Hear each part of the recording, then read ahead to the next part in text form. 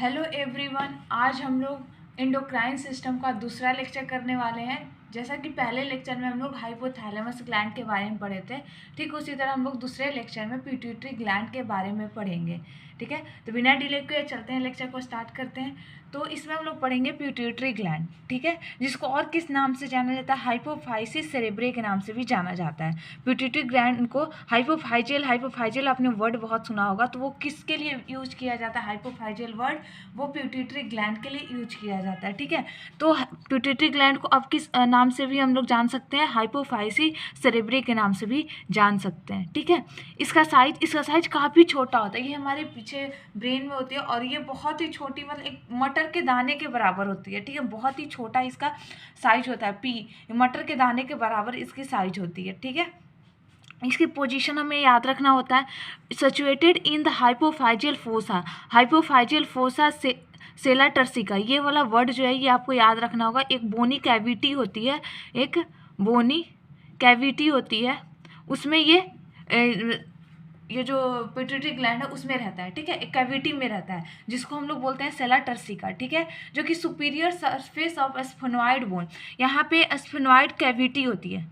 ठीक है, ये हमारे स्फेनॉइड कैविटी यानी स्फेनॉइड साइनस रहती है। स्फेनॉइड साइनस हमारे बॉडी में 2 होता है। ठीक है, उसके जस्ट ऊपर यहाँ पे पिट्यूटरी ग्लैंड होते हैं। ठीक है, सुपीरियर सरफेस ऑफ स्फेनॉइड। ठीक है, स्फेनॉइड जो साइनस है उसके सुपीरियर में ये क्या रहता है? पिट्यूटरी ग्लैंड रहता है। ठीक है, इसमें याद रखना है लोकेशन में पहला कि कहाँ सिचुएटेड होता है, हाइपोफाइजियल फोसा, इसीलिए हाइपोफाइसिस सेरेब्री के नाम से भी जाना जाता है इसे।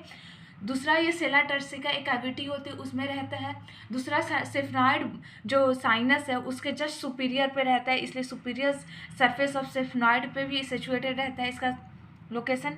ठीक है, hypothalamus join to third ventricle by narrow stalk infundibulum. ठीक है, सॉरी, हाइपोथैलेमस नहीं, यहाँ पे होगा पिट्यूटरी ग्लैंड, पिट्यूटरी। ठीक है, पिट्यूटरी ग्लैंड जो है थर्ड वेंट्रिकल से, अभी मैं ब्रेन पढ़ाऊंगी, ब्रेन में देखेंगे कि थर्ड वेंट्रिकल कहाँ होता है। ठीक है, तो थर्ड वेंट्रिकल जो होता है, थर्ड वेंट्रिकल यहाँ पे इस तरह से के थर्ड वेंट्रिकल होती है। ठीक है, और थर्ड वेंट्रिकल से जस्ट ऐसे नीचे में लटका हुआ एक इस तरह का दाने के अनुसार ये पिट्यूटरी ग्लैंड होती है। ठीक है, एक पी साइज का ये पिट्यूटरी ग्लैंड होती है। ठीक है, और इसके बीच में ये जो आपको दिख रहा है स्टाक लाइक स्ट्रक्चर, इसको हम लोग बोलते हैं इनफंडिबुलम। इनफंडिबुलम, ठीक है, इनफंडिबुलम। इसे पिट्यूटरी ग्लैंड को और किस नाम से जानते हैं? मास्टर एंडोक्राइन ग्लैंड, इसको मास्टर ग्लैंड के भी नाम से हम लोग जानते हैं। ठीक है, इसकी activity influence by hypothalamus gland, मैंने कल ही बताया था कल के लेक्चर में कि हाइपोथैलेमस ग्लैंड जो है वो पिट्यूटरी ग्लैंड से लिंक होती है। और पिट्यूटरी ग्लैंड का जो फंक्शन है, जो एक्टिविटी है, उसको कौन कंट्रोल करता है? उसको कंट्रोल करता है हाइपोथैलेमस ग्लैंड। ठीक है, तो हाइपोथैलेमस ग्लैंड के अंदर इसकी एक्टिविटी इन्फ्लुएंस होती है कि वहाँ से हार्मोन रिलीज होना चाहिए या नहीं होना चाहिए, कितना होना चाहिए, क्या होना चाहिए, वो सारी एक्टिविटी हाइपोथैलेमस ग्लैंड रेगुलेट करता है। ठीक है, अब देखेंगे sub division of pituitary gland. ठीक है, पिट्यूटरी ग्लैंड का सब डिवीजन, पिट्यूटरी ग्लैंड को 3 पार्ट में डिवाइड किया गया है। ठीक है, एंटेरियर, पोस्टेरियर और इंटरमीडिएट। ठीक है, एंटेरियर जो सामने वाली रीजन हो गई।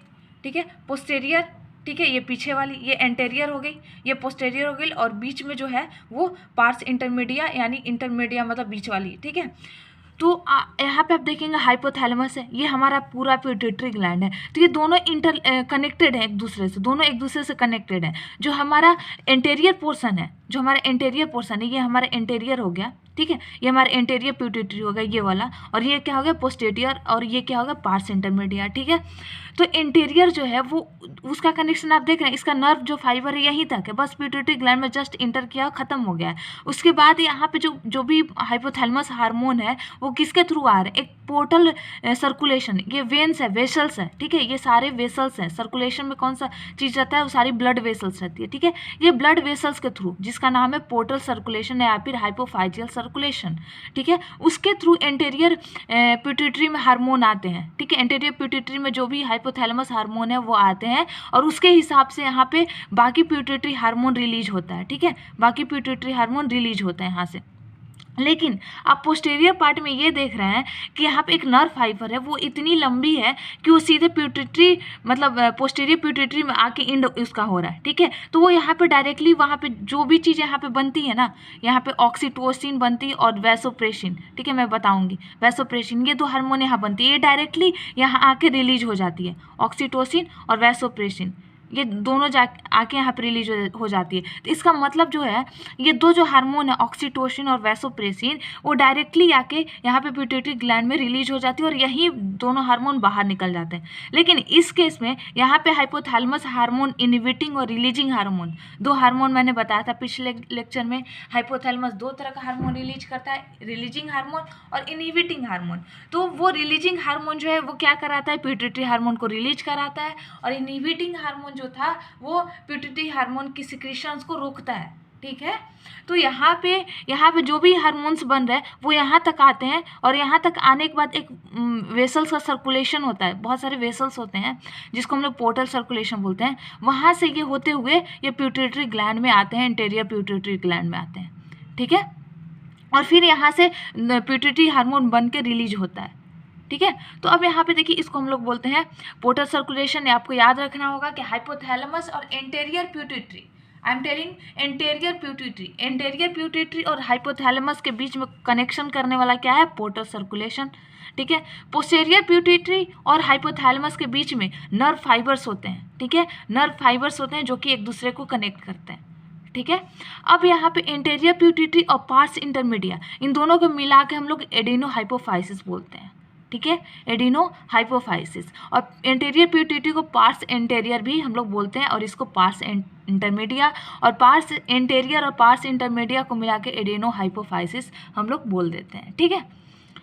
अब यहाँ पे पोस्टीरियर पिट्यूटरी को और किस नाम से हम लोग जानते हैं, पार्स पोस्टीरियर, पार्स नर्वोसा और न्यूरो हाइपोफाइसिस के भी नाम से जानते हैं, ठीक है। इन दोनों के बीच में ये जो नर्व फाइबर, बहुत सारे यहाँ से नर्व फाइबर आते हैं, एक ही नहीं आता है, यहाँ से बहुत सारे नर्व फाइबर आते हैं जो कि हार्मोन्स को लेके आते हैं। तो ये जो नर्व फाइबर आते हैं बहुत सारे, एक स्टॉक लाइक, एक बंडल लाइक बना लेते हैं, जिसको हम लोग बोलते हैं इनफंडिबुलम, ठीक है, इनफंडिबुलम, ठीक है। अब यहाँ पे आपको फिगर से तो सबको समझ आ गया होगा, एक बार देख लीजिए इसे, ठीक है, हो सके तो स्क्रीनशॉट भी ले लीजिए, ठीक है। अब देखिए इसको लैंग्वेज में मैं समझाती हूँ। द पार्स एंटेरियर, ठीक है, जिसको हम लोग पार्स डिस्टैलिस के भी नाम से जानते हैं, ठीक है। पार्स एंटेरियर किसको कह रहा है, एंटेरियर पिट्यूटरी को, एंटेरियर पिट्यूटरी। तो एंटेरियर पिट्यूटरी को पार्स एंटेरियर के भी नाम से जानते हैं और पार्स डिस्टैलिस के भी नाम से जानते हैं, ठीक है। एंड पार्स इंटरमीडिया, ये दोनों को मिला के हम लोग क्या बोल देते हैं, एडेनो हाइपोफाइसिस। ये दोनों को मिला के पार्स डिस्टैलिस यानी एंटेरियर पिट्यूटरी और पार्स इंटरमीडिया, ठीक है, बीच वाली जो थी, वो दोनों को मिला के हम लोग क्या बोल देते हैं, एडेनो हाइपोफाइसिस। इनके पास सेक्रेटरी सेल्स होते हैं, इनके पास ऐसे सेल्स होते हैं जो सेक्रेटरी फंक्शन रखते हैं, यानी यहाँ पे हार्मोन का सिक्रीशंस होता है, अपना पिट्यूटरी हार्मोन रहता है जो कि सिक्रेट होता है। लेकिन वहीं पोस्टीरियर पिट्यूटरी में जब हम लोग जाएंगे तो उसका अपना हार्मोन नहीं रहता, ऑक्सीटोसिन और वैसोप्रेसिन जो कि हाइपोथैलेमस में बनता था, और वही डायरेक्ट आ जाता है पोस्टीरियर पिट्यूटरी में और फिर रिलीज हो जाता है। जैसा कि हम लोग देखते हैं कि लीवर में बाइल जूस बनता है, ठीक है, वो गॉल ब्लैडर में क्या होता है कि सिर्फ स्टोर होता है, गॉल ब्लैडर बनाता तो नहीं है उसे, गॉल ब्लैडर उसे स्टोर करता है, और गॉल ब्लैडर स्टोर करके उसे रिलीज आउट कर देता है। ठीक उसी तरह इसे बनाता हाइपोथैलेमस है, पोस्टीरियर पिट्यूटरी में आ जाता है वो हार्मोन नर्व एंडिंग के थ्रू, और नर्व के थ्रू आके और फिर वहाँ से रिलीज हो जाता है, ठीक है। लेकिन एंटेरियर पिट्यूटरी और पार्स इंटरमीडिया ये दोनों के पास सिक्रेटरी सेल्स होते हैं, ठीक है। यहाँ पे जो भी हाइपोथैलेमस हार्मोन आते हैं रिलीजिंग आएंगे तो वहाँ से सिक्रीशन से स्टार्ट हो जाएंगे पिट्यूटरी ग्लैंड से। अगर इनहिबिटिंग हार्मोन आ रहे हैं हाइपोथैलेमस से तो हार्मोन का सिक्रीशंस जो है पिट्यूटरी ग्लैंड में वो बंद हो जाएगा, ठीक है। तो इसका अपना फंक्शन होता है, अपना सेल्स होते हैं, अपने सेल्स के द्वारा यहाँ पे सिक्रीशंस की जाती है, ठीक है। तो इन दोनों को मिला के हम लोग एडेनो हाइपोफाइसिस बोलते हैं, ठीक है। इनफंडिबुलम जो कि पोस्टीरियर पिट्यूटरी और हाइपोथैलेमस को कनेक्ट करता था, तो बंडल ऑफ नर्व्स फाइबर होते हैं which join hypothalamus and posterior pituitary, जो कि मैंने पहले भी बताया फिगर में कि इनफंडिबुलम होती है, एक नर्व फाइबर होती है और वो ज्वाइन करती है हाइपोथैलेमस और पोस्टीरियर पिट्यूटरी को, जहाँ से पोस्टीरियर पिट्यूटरी में हाइपोथैलेमिक हार्मोन आते हैं, 2 हाइपोथैलेमिक हार्मोन डायरेक्टली आ जाते हैं, ऑक्सीटोसिन और वैसोप्रेसिन, ये डायरेक्टली आ जाते हैं, फिर उसके बाद ये रिलीज हो जाते हैं बाहर, ठीक है, ब्लड में। अब यहाँ पे देखिए एंटेरियर प्यूटेटरी, ठीक है, एंटेरियर प्यूटेटरी जो है वो हाइपोथैलेमस से कैसे कनेक्शन होती है, कैसे कनेक्टेड होता है, ठीक है, पोर्टर सर्कुलेशन के थ्रू या फिर हाइपोफाइजियल सर्कुलेशन मैंने बताया, ठीक है, जिसको वैस्कुलर कनेक्शन बोलते हैं, ठीक है, वहाँ पे बहुत सारी ब्लड वेसल्स होती है, ठीक है, ब्लड वेसल्स होती है, उसके थ्रू कनेक्टेड होता है हमारा हाइपोथैलेमस और एंटेरियर प्यूटेटरी। वहाँ से हाइपोथैलेमस से जो भी हार्मोन निकलेंगे तो ये पोर्टर सर्कुलेशन के थ्रू, इस पोर्टर सर्कुलेशन के थ्रू जो कि वेसल्स है, वेस्कुलर है, उसके थ्रू ये प्यूटेटरी ग्लैंड में आते हैं, ठीक है, एंटेरियर प्यूटेटरी ग्लैंड, ठीक है। जबकि पोस्टीरियर प्यूटेटरी जो है वो उसका जो कनेक्शन है वो न्यूरल कनेक्शन है, वहाँ से नर्व फाइबर्स बहुत सारे आते हैं, जिसको बोलते हैं हाइपोफाइजियल ट्रैक, ठीक है। वहाँ से बहुत सारे नर्व्स आते हैं जो कि हाइपोथैलेमस और पोस्टीरियर प्यूटेटरी को एक दूसरे से कनेक्ट करते हैं, ठीक है। ये दो चीज़ें समझ आई, ठीक है। ये डायरेक्टली कनेक्ट होता है हाइपोथैलेमस से और ये पोर्टर सर्कुलेशन के थ्रू कनेक्ट होता है, ठीक है, ये चीज़ ध्यान रखिएगा। अब हम देखते हैं कि हार्मोन जो भी प्यूटेटरी ग्लैंड से रिलीज होते हैं उसके बारे में देखते हैं, कौन से हार्मोन कहाँ से रिलीज होते हैं। तो हम लोगों ने 3 चीज़ें इसमें देखी, एंटेरियर प्यूटेटरी, पार्स इंटरमीडिया और पोस्टीरियर प्यूटेटरी, ठीक है। तो एंटेरियर प्यूटेटरी जिसको पार्स डिस्टैलिस के भी नाम से जाना जाता है, मैंने पीछे बताया पार्स डिस्टैलिस, और पोस्टीरियर प्यूटेटरी को पार्स नर्वोसा के भी नाम से जाना जाता है, ठीक है। तो एंटीरियर प्यूटेटरी से ग्रोथ हार्मोन रिलीज होते हैं, प्रोलैक्टिन रिलीज होता है, एडेनोकॉर्टिकोट्रोपिक हार्मोन रिलीज होता है, ल्यूटिनाइजिंग हार्मोन LH बोलते हैं जो कि फॉलिकल स्टिमुलेटिंग हार्मोन FSH, ठीक है। ये सारे हार्मोन एंटीरियर प्यूटेटरी से रिलीज होते हैं। पार्स इंटरमीडिया से सिर्फ एक हार्मोन रिलीज होता है, मेलेनोसाइट स्टिमुलेटिंग हार्मोन MSH, ठीक है, मेलेनोसाइट स्टिमुलेटिंग हार्मोन, ये पार्स इंटरमीडिया से रिलीज होता है, ठीक है। पोस्टीरियर प्यूटेटरी से ऑक्सीटोसिन और वैसोप्रेसिन, एक्चुअली दीज हार्मोन, ये दोनों हार्मोन जो हैं सिंथेसाइज्ड बाय हाइपोथैलेमस, मैंने बताया कि एक्चुअली ये कहाँ से बनते हैं, हाइपोथैलेमस के द्वारा बनाए जाते हैं, एंड डायरेक्टली ट्रांसपोर्टेड, और डायरेक्टली इससे ट्रांसपोर्ट किया जाता है एक्सोनली, मतलब कहने का मतलब नर्व। जब नर्व के स्ट्रक्चर पढ़ेंगे तो उसमें एक्सॉन्स पढ़ते हैं हम लोग, तो ठीक है, ये नर्व के थ्रू डायरेक्टली ट्रांसपोर्ट कर दिए जाते हैं। न्यूरोहाइपोफाइसिस किसको बोलते हैं, पोस्टीरियर प्यूटेटरी को न्यूरोहाइपोफाइसिस के भी नाम से जानते हैं, मैंने बताया पीछे, पोस्टीरियर प्यूटेटरी को न्यूरोहाइपोफाइसिस के भी नाम से जाने जाते हैं। तो ये एक्चुअली बनता क्या है हाइपोथैलेमस में, और डायरेक्टली नर्व के थ्रू, एक्सॉन के थ्रू डायरेक्टली ये रिलीज हो जाता है, ठीक है, पोस्टीरियर प्यूटेटरी में। और जब नर्व का स्ट्रक्चर पढ़ेंगे तो उसमें एक्सॉन पढ़ेंगे, ठीक है, तो उसमें, ठीक है। तो अब हम लोग 1 बाय 1 करके ये सारे हार्मोन्स के एक्शन देखेंगे कि हमारी बॉडी में ये कैसे काम करते हैं, क्या काम करते हैं, ठीक है। तो आज हम आई थिंक पूरा ये कंप्लीट नहीं हो पाएगा सारे हार्मोन्स का बता पाना, तो मैं 1-2 हार्मोन यहाँ पे बताऊंगी, FSH और LH के बारे में, और नेक्स्ट लेक्चर में मैं बाकी सारे हार्मोन्स के बारे में बताऊंगी। तो आप लोग ये लेक्चर को कंटिन्यू रखना आगे, ठीक है। तो एक्शन ऑफ दीज हार्मोन, सबसे पहला इसमें एक्शन किसका देखने वाले हैं हम लोग, FSH के बारे में, फॉलिकल स्टिमुलेटिंग हार्मोन, ठीक है। फॉलिकल स्टिमुलेटिंग हार्मोन जो है वो कहाँ से रिलीज होता है, एंटीरियर प्यूटेटरी से। ये सारे एंटीरियर प्यूटेटरी का भी मैं बता रही हूँ, एंटीरियर प्यूटेटरी, ठीक है। अब यहाँ पे कि दो मेल और फीमेल दोनों में अलग अलग तरीके से काम करता है। मेल में काम करता है स्पर्मेटोजेनेसिस, स्पर्मेटोजेनेसिस होता है स्पर्म का फॉर्मेशन। ये क्या कराता है, जो LH जो है मेल में स्पर्म की फॉर्मेशन कराने में हेल्प करता है, ठीक है, स्पर्मेटोजेनेसिस में हेल्प करता है, ठीक है। और दूसरा maintain the structure and function of Sertoli cell, और सर्टोली सेल्स होते हैं, हम जब रिप्रोडक्टिव चैप्टर इसका पढ़ेंगे, रिप्रोडक्शन के बारे में पढ़ेंगे और जेनाइटल ऑर्गन पढ़ेंगे मेल का, तो उसमें देखेंगे सर्टोली सेल्स होते हैं, ठीक है। सर्टोली सेल्स का स्ट्रक्चर और फंक्शन कौन मेंटेन करके रखता है, FSH, ठीक है। फीमेल में ये क्या काम करता है, फीमेल में ओवेरियन फॉलिकल्स के ग्रोथ में हेल्प करता है। ये जब प्रत्येक मेंस्ट्रुअल साइकिल होते हैं, फिर उसके बाद ओवम बनते हैं, ठीक है। तो ओवम जब बनते हैं तो उसमें ग्राफियन फॉलिकल्स वगैरह बनते हैं। तो उस फॉलिकल्स को बनाने में हेल्प कौन करता है, कौन सा हार्मोन हेल्प करता है, FSH, फॉलिकल स्टिमुलेटिंग हार्मोन। इसका नाम से समझ में आ रहा है फॉलिकल, तो फॉलिक्यूलर ग्रोथ में हेल्प करता है, ओवेरियन फॉलिक्यूलर ग्रोथ में हेल्प करता है, ठीक है। Make new follicles each menstrual cycle, मैंने अभी बताया कि प्रत्येक मेंस्ट्रुअल साइकिल में वो फॉलिकल्स जो है वो डिस्ट्रॉय हो जाते हैं, कॉर्पस ल्यूटियम बन जाते हैं। कॉर्पस ल्यूटियम बनने के बाद वो फिर कॉर्पस एल्बिकन्स बन जाते हैं, जो कि मैं आगे बताऊंगी रिप्रोडक्टिव चैप्टर में। तो ठीक है, कॉर्पस ल्यूटियम के बाद कॉर्पस वो एल्बिकन्स बन जाता है, फिर उसके बाद बाहर निकल जाते हैं, ठीक है, वो फॉलिकल्स। तो हर बार नई फॉलिकल्स बनाने की जरूरत पड़ती है। एक जो है ओवम जो है उसके चारों तरफ न्यू फॉलिकल्स बनाने की जरूरत पड़ती है। तो नई फॉलिकल्स किसके थ्रू बनाया जाता है, इस हार्मोन के हेल्प से बनाया जाता है, ठीक है, FSH फीमेल्स में, ठीक है। अब मान लेते हैं कि हमारी बॉडी में कोई भी हार्मोन्स हैं, उनका कंट्रोल एक्शन होना चाहिए। ये नहीं कि वो हार्मोन रिलीज होते जा रहा है, उसको भाई रुकना भी तो चाहिए ना, नहीं तो उसकी फंक्शन बहुत ज़्यादा बढ़ जाएगी, ठीक है। तो उसका control of secretion of FSH उसकी कंट्रोल कैसे होती है, ठीक है। तो हमारे हाइपोथैलेमस ग्लैंड से GnRH gonadotropin releasing hormone release होते हैं। जब ये रिलीजिंग हार्मोन है तो ये रिलीजिंग हार्मोन कहाँ आके काम करेगा, पोर्टल सर्कुलेशन से आएगा और एंटीरियर पिट्यूटरी में आएगा। जब ये एंटीरियर पिट्यूटरी में आएगा तो वहाँ से गोनाडोट्रोपिन जो हार्मोन है, गोनाडोट्रोपिन हार्मोन जो कौन कौन से होते हैं, FSH और LH होते हैं।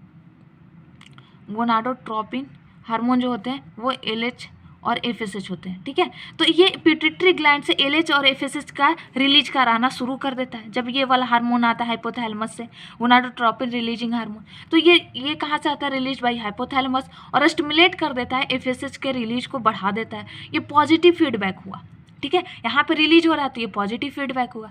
लेकिन अगर एक टाइम के बाद हमारे बॉडी में FSH की अमाउंट बहुत ज़्यादा बढ़ गई, काम हो गया, ठीक है, FSH अब चलो इसका काम हो गया, अब इसका रिलीज नहीं होना चाहिए, तो उस टाइम में हमारे हाइपोथैलेमस ग्लैंड से गोनाडोट्रोपिन इनहिबिटिंग हार्मोन रिलीज होते हैं, ठीक है। और गोनाडोट्रोपिन इनहिबिटिंग हार्मोन जो है ये भी रिलीज होता है हाइपोथैलेमस से। और ये जब हाइपोथैलेमस से पिट्यूटरी ग्लैंड में आता है, एंटीरियर पिट्यूटरी ग्लैंड में, तो इनहिबिट, इसका काम क्या है, इनहिबिट, रोक देना। तो ये क्या करता है, FSH की सिक्रीशन जो पिट्यूटरी ग्लैंड के द्वारा हो रहा था, एंटीरियर पिट्यूटरी के द्वारा, वो उसको रोक देता है कि अब रिलीज मत करो, हमारे बॉडी में ऑलरेडी FSH का काम हो चुका है, FSH अब नहीं चाहिए। तो यहाँ से ये निगेटिव फीडबैक देता है, तो यहाँ से GnIH रिलीज होता है, फिर वो पिट्यूटरी ग्लैंड में जाता है और वहाँ से रोक देता है, ठीक है। तो ये निगेटिव फीडबैक देता है, ठीक है। अब इसका एक और कंट्रोल सिस्टम है। जब हमारी बॉडी में, ठीक है, ओवरी जो है एस्ट्रोजन और प्रोजेस्ट्रोजन का रिलीज कराती है, ठीक है, ये दो हार्मोन का। तो जब इनकी लेवल बढ़ जाती है, इन दोनों हार्मोन का जब लेवल बहुत ज़्यादा इंक्रीज कर जाती है, तो वो अपने आप जो है FSH की सिक्रीशन इनहिबिट हो जाती है, ठीक है। दूसरा ये है, पहला था कि हमारा हाइपोथैलेमिक हार्मोन की वजह से इसका कंट्रोल सिस्टम था। दूसरा है कि जब एस्ट्रोजन और प्रोजेस्ट्रोजन जब ओवरी के द्वारा रिलीज किया जाता है और इसका अमाउंट बहुत ज़्यादा हो जाता है, तो FSH की अमाउंट को वो इनहिबिट कर देता है, रोक देता है, ताकि वो रिलीज कम हो। ये दोनों हार्मोन जाके कहाँ फिर एक्ट करने लगते हैं, काम करते हैं, ये निगेटिव फीडबैक देते हैं पिट्यूटरी ग्लैंड में, ताकि वहाँ पे FSH रिलीज ना हो, ठीक है। जब इनकी, याद रखिएगा, जब इनकी अमाउंट इंक्रीज करती है तो इसकी अमाउंट डिक्रीज करती है, ठीक है, इनहिबिट कर देता है, ठीक है।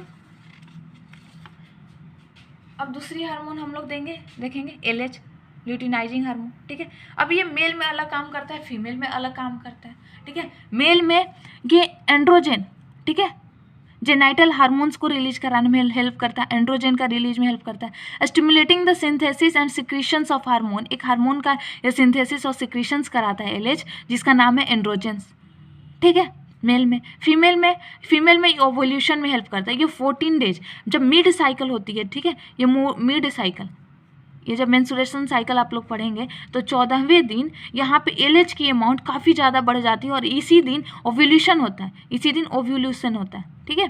तो LH सर्ज बोलते हैं इसको, LH सर्ज बोलते हैं, यानी इस टाइम बहुत ज़्यादा LH की अमाउंट इंक्रीज कर जाती है और उसी टाइम ओव्यूलेशन होता है, ठीक है।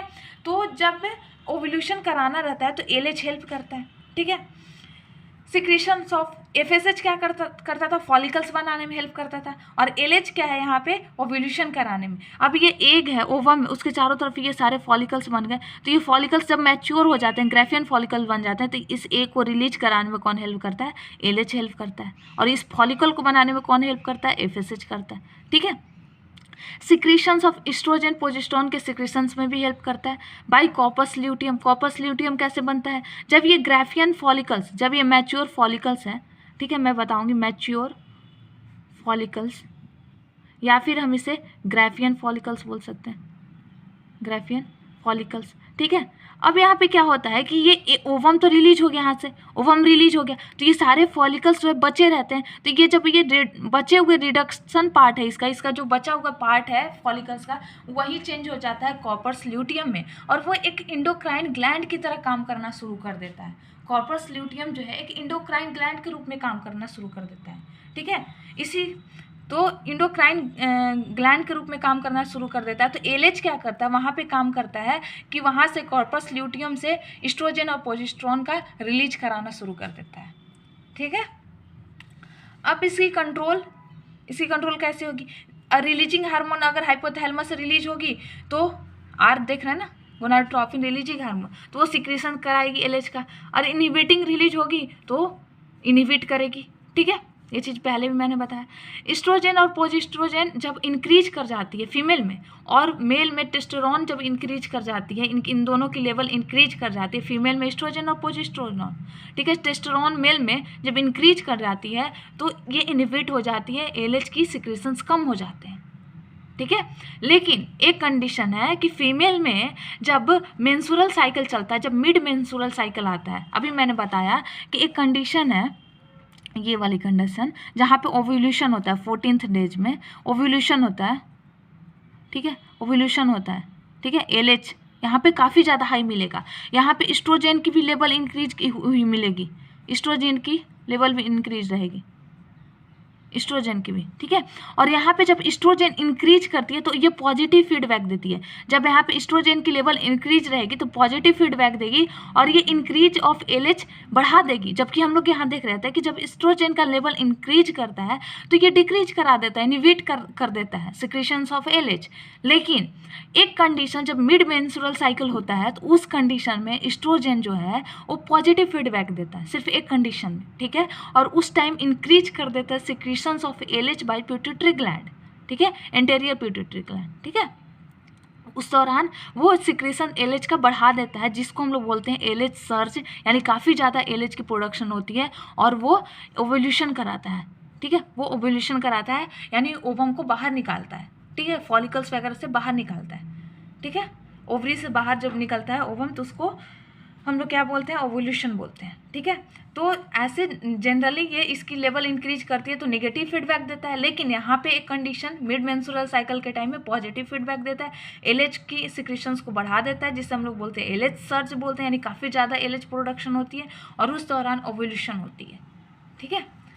तो आज के लिए बस इतना ही, बाकी लेक्चर में मैं आगे का हार्मोन्स के बारे में, एक्शन के बारे में बताऊंगी। तो अगर आपको ये लेक्चर और ये नोट्स वगैरह जो भी आपको पसंद आए होंगे तो प्लीज़ चैनल को लाइक सब्सक्राइब कीजिए और ज़्यादा से ज़्यादा शेयर कीजिए। और आगे मैं बताने वाली हूँ आगे के हार्मोन्स के बारे में, तो नेक्स्ट लेक्चर भी मैं बनाऊँगी, तो उसके लिए भी वेट कीजिए। Thank you.